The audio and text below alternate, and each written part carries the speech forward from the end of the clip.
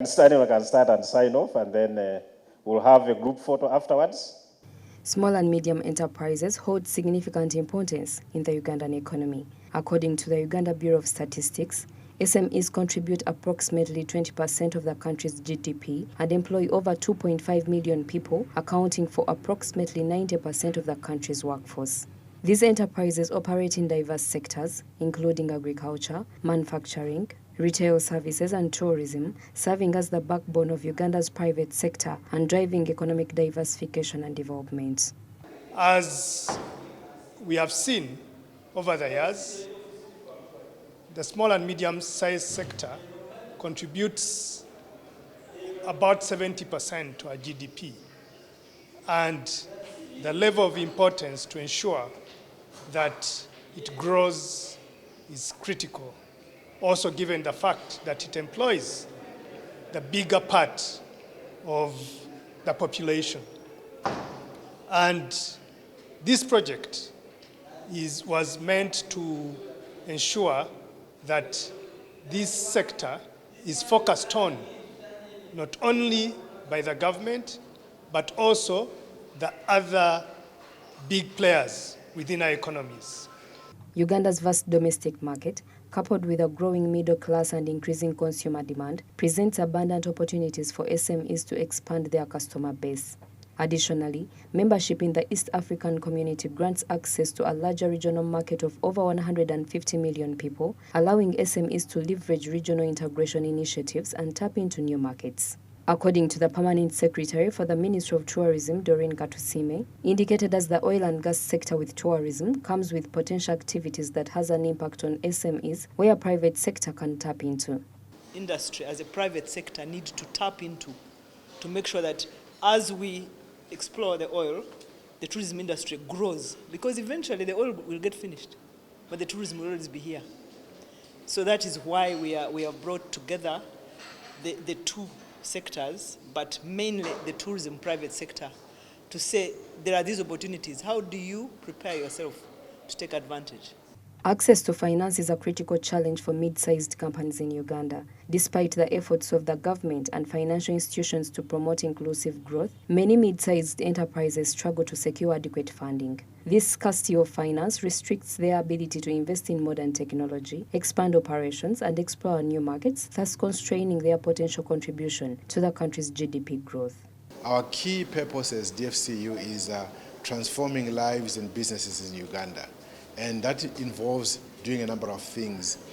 The first one, of course, is to give financial support, as you've indicated. How do we support businesses, and how do we support small businesses in particular to grow? And we support them across all the different facets. And we've done a number of things, and you're asking what do we do about these businesses. The first thing that we've done is to be able to provide them with funding that they require. And we have a number of products that consistent with supporting and understanding how SMEs operate and what you can do to support them. So we offer them the full range of financial services, from small, if you're going to call it operating capital, to capex to buy and build enterprises. Focus on finding out what are the challenges that the small and medium enterprises are facing. And once we have found out those challenges, then we approach policymakers like government to see how these challenges can be overcome. We organize forums where we bring together policymakers, we bring together the medium-sized entities, we bring together the entities that would help these companies to grow. For example, banks, insurance companies, and other players, especially given the challenges that we would have seen. For example, we have noted that over the years, the key challenges that these entities face are things like access to financing. Then they have issues with taxation.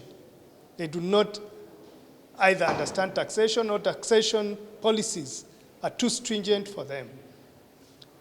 There is also the issue of competition, which is uneven, which they have faced. So what we have done over this period is, if it is access to finance, is to work together with banks and financial institutions, work together with Uganda Securities Exchange, work together with Capital Markets Authority to see how we can ease access to finance.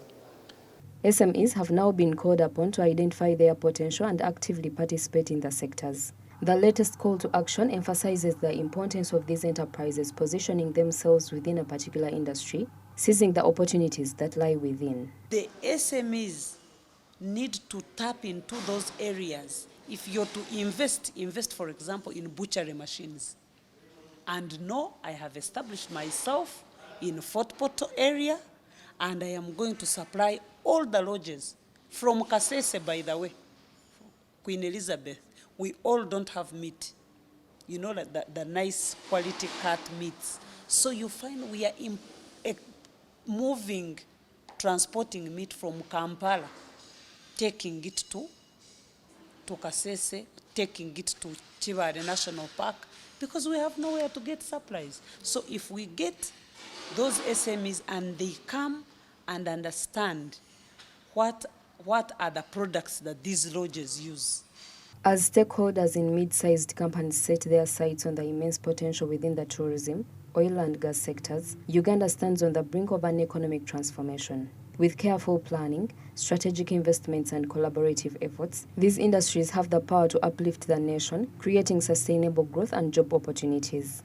Naomi Mutumba, Smart24 TV, Business Today.